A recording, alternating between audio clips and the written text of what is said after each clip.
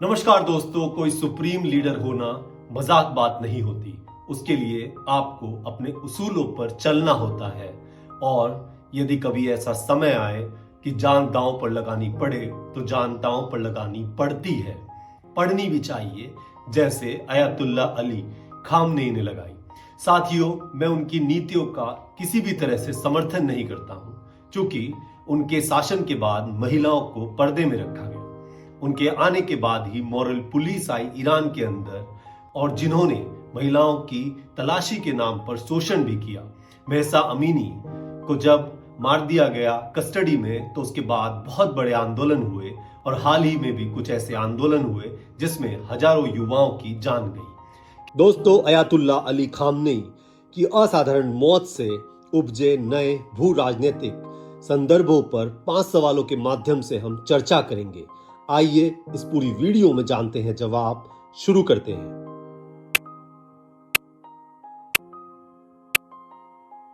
साथियों, आखिर उनसे क्या दिक्कत थी अमेरिका और इजराइल को, जो डोनाल्ड ट्रंप और नेतन्याहू उनकी जान लेने पर आमादा। जब से डोनाल्ड ट्रंप दूसरी बार राष्ट्रपति बने हैं, तभी से उन्होंने नेतन्याहू के साथ मिलकर कई बार ऐसी धमकियां दी कि हम आपका न्यूक्लियर प्रोग्राम नष्ट कर देंगे, क्योंकि आप पूरी दुनिया को नष्ट कर सकते हैं। साथियों, अयातुल्ला अली खामनेई को 28 फरवरी के दिन जब इजराइल और अमेरिका के फोर्सेस ने टारगेट लेकर मारा, तो वे जिस जगह पर थे उसे उनका ऑफिस कहते हैं। उस बिल्डिंग में और भी कई अधिकारियों की जान गई, उनके परिवार के भी, उनके बेटे पोते और बहू की भी जान गई।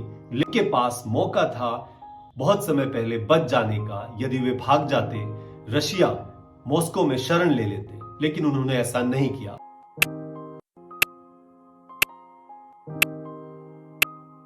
दोस्तों, अब अपने दूसरे सवाल का जवाब जानते हैं कि आखिर दुनिया के देशों ने खामनेई की हत्या पर क्या कहा है।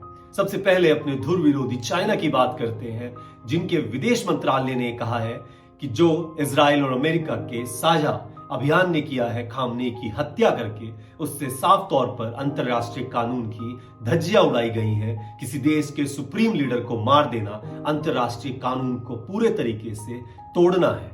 इसके अलावा रशिया ने, जो हमारा करीबी है, उन्होंने कहा है कि ये जो शांति दूत बोर्ड ऑफ पीस की बात कर रहे थे डोनाल्ड ट्रंप, वास्तव में वो कोई शांति दूत नहीं है, बल्कि एक विध्वंसकारी और विनाशकारी व्यक्ति है, और वैसा ही उनका देश है।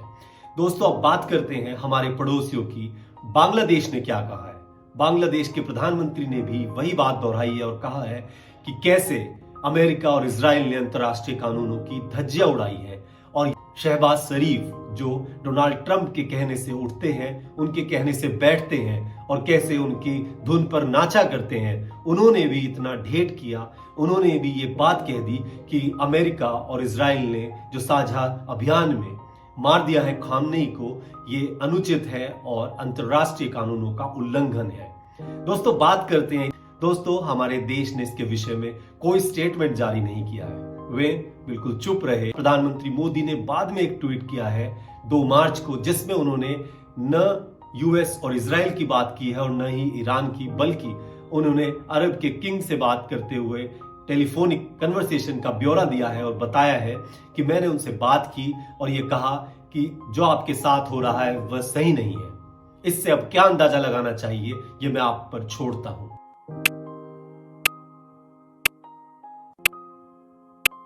दोस्तों, बात करते हैं भारतीयों की। आखिर भारत के लोगों ने क्या रिएक्शन दिया है खामनेई की मौत पर। दोस्तों, मैंने कई सोशल मीडिया अकाउंट्स को चेक किया, कई न्यूज आउटलेट्स के अकाउंट को चेक किया, तो वहां ये बात उभर कर आ रही है कि भारतीयों ने इसे बहुत पॉजिटिवली नहीं लिया है। वो ये कह रहे हैं कि खामनेई की हत्या अनुचित है, ऐसा यूएस और इजराइल को नहीं करना चाहिए, वे किसी राष्ट्र के प्रमुख थे। ये बड़ी दिलचस्प बात है कि आखिर भारत के कट्टर हिंदू, जो हमेशा कई जगह मुसलमानों का विरोध करते हुए दिखते हैं, वो एक मुसलमान सुप्रीम लीडर के हत्या किए जाने पर ऐसा रिएक्शन दे रहे हैं। भारत के अंदर शिया मुसलमानों की अच्छी खासी आबादी है कई, और वैसा ही भारत में प्रदर्शन भी देखने को मिला। लखनऊ, हैदराबाद, कश्मीर, मुजफ्फरनगर, न जाने कितने शहरों में बड़े प्रदर्शन हुए हैं और साफ तौर पर यह संदेश यूएस, इजराइल और उनके साझा ऑपरेशन को दिया गया है कि भारत के भी लोग ईरान के साथ हैं, जैसा हमारा ईरान के साथ संबंध रहा है, वैसे ही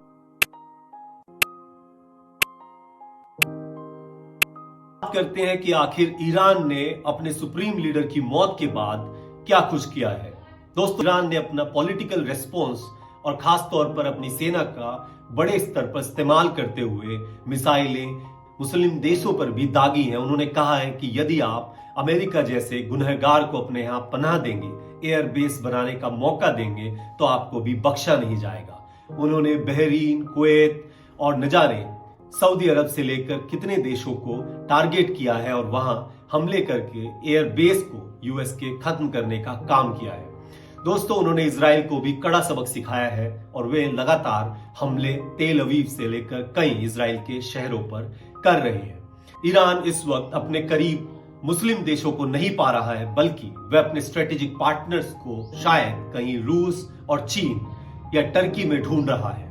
इसीलिए वह परवाह नहीं कर रहा है अरब के देशों की और लगातार उन पर हमले कर रहा है। तो ईरान का रेस्पॉन्स केवल पॉलिटिकल नहीं है, यह केवल मिलिट्री रेस्पॉन्स नहीं है, बल्कि उन्होंने अब ठान लिया है कि वे जो उनके करीब से जाने वाला होर्मुज है वहां पर व्यापार को रोक देंगे, उन जहाजी बेड़ों को जिनसे तकरीबन 20% व्यापार दुनिया भर में होता है, ताकि दुनिया के अंदर तेल की जो कीमतें हैं वो बढ़े और अमेरिका इजराइल पर इसका दबाव पड़े। जाहिर तौर पर भारत के लिए तो ये खराब होगा ही, चूंकि भारत का बहुत सारा तेल उसी रास्ते से आयात किया जाता है, जिसकी वजह से हो सकता है हम भी महंगाई की मार झेलें।